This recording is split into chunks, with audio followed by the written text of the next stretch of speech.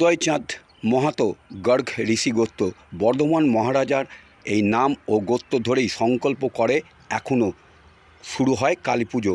মায়ের গর্ভ গিয়ে জ্বলে না কোনো বৈদ্যুতিক আলো, মোমবাতি ও প্রদীপের আলোয় পূজিত করা হয় মাকে। হুগলির ভান্ডারহাটি এলাকায় কেশবপুর গ্রামের দক্ষিণা কালীমাতার মন্দিরকে ঘিরে রয়েছে অলৌকিক ও ঐতিহাসিক ঘটনা।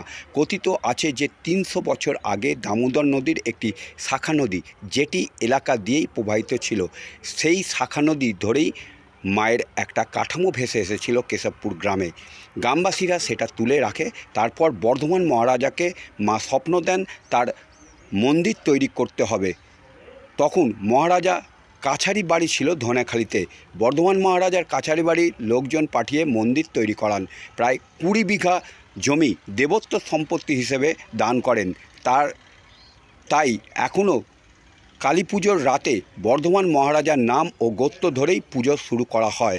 কয়েক বছর আগে অবধি প্রত্যেক কালী পুজোয় মহারাজার বাড়ি থেকে কাছারি বাড়ি হয়ে পুজোর সামগ্রিক আসত মায়ের চরণে। বর্তমানে কোনো কারণে তা বন্ধ আছে।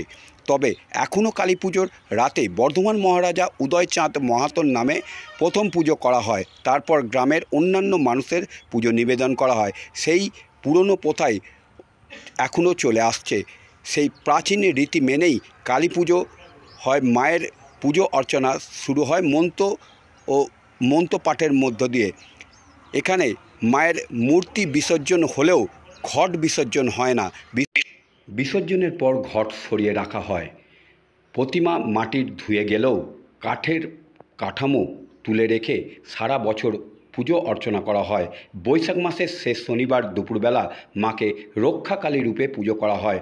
তখন বছরে একবার মায়ের ঘটের জল পাল্টানো হয়। কেশবপুর গ্রামের বারোয়ারি শ্রী কালীমাতা পুজো কমিটির কোষাধ্যক্ষ অশোক ঘোষ বলেন যে প্রথম দিকে মশাল জেলে মায়ের পুজো হতো, তারপর হ্যাসাক তারপর প্রদীপ ও মোমবাতির আলোতেই মায়ের পুজো করা হয়। পুজোর সময় বৈদ্যুতিক কোনো আলো জ্বলে না। আগে যতবার আলো জ্বালানোর চেষ্টা করা হয়েছে অলৌকিক ঘটনা ঘটেছে বা দুর্ঘটনা ঘটেছে। একটু এই মায়ের ব্যাপারে যদি বলো। মায়ের ব্যাপারে আমরা 500 বছর আগেকার পুজো, যখন জমিদারি প্রথা ছিল, বর্ধমান মহারাজা এটাকে প্রতিষ্ঠা করেছিলেন। বর্ধমান মহারাজার নাম হচ্ছে উদয়চাঁদ মাহাতো, ওনার নামই এখনও সংকল্প হয়। তারপর গ্রামবাড়ির নামে সংকল্প হয়ে তারপর আমাদের পুজো আরম্ভ। এই পুজোটা আগেকার দিনে বর্ধমান মহারাজা সমস্ত বড় জায়গা সবাইকে দিয়ে গিয়েছিলেন যাতে মায়ের পুজো ভালোভাবে। কামার, কুমোর, ব্রাহ্মণ, সবাইকে দিয়ে গিয়েছিলেন। কারণ কামারকে দিয়েছিলেন এই কারণে যে এখানে বলিদান হয় প্রচুর পরিমাণে, সেগুলো আমাকে একটা অংশ দিয়ে গিয়েছিলেন। এবং আগে একটা তালপানা ঘর ছিল এবং মশাল জলে পুজো হতো, এটা আমরা শুনেছি। মশাল জলে একটা পুজো হতো।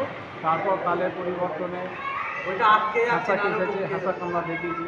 তারপর রেল লাইটে পুজো হয়েছে। তারপর দিনের পরিবর্তনে বৈদ্যুতিক লাইট এসেছে। কিন্তু বৈদ্যুতিক লাইট দিলেও মায়ের মন্দিরের ভিতরে কিন্তু আমরা এখনও পর্যন্ত বৈদ্যুতিক লাইট লাগাতে পারিনি।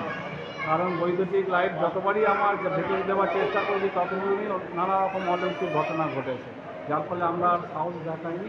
এখনও পর্যন্ত মায়ের ঘরে বাতি এবং প্রদীপ জ্বালিয়ে রাখা হয়।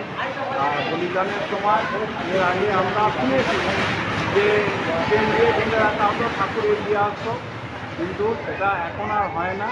কালের নিয়মে সব কিছু পরিবর্তন হয়েছে, তাই সেটা এখনও আছে, নিদর্শন রয়ে গেছে। তার পিছনে এখনও বালা আছে, কিন্তু সেটাকে এখন আর ট্রেন দিয়ে বলা হয় না। মাকে তো আর ট্রেন দিয়ে ভেঙে রাখা যায় না। যত সংস্কার যুক্ত হয়েছে মানুষ তত তার এই ঘটনাগুলো হয়েছে। আপনার নাম? আমার নাম অশোক কুমার ঘোষ।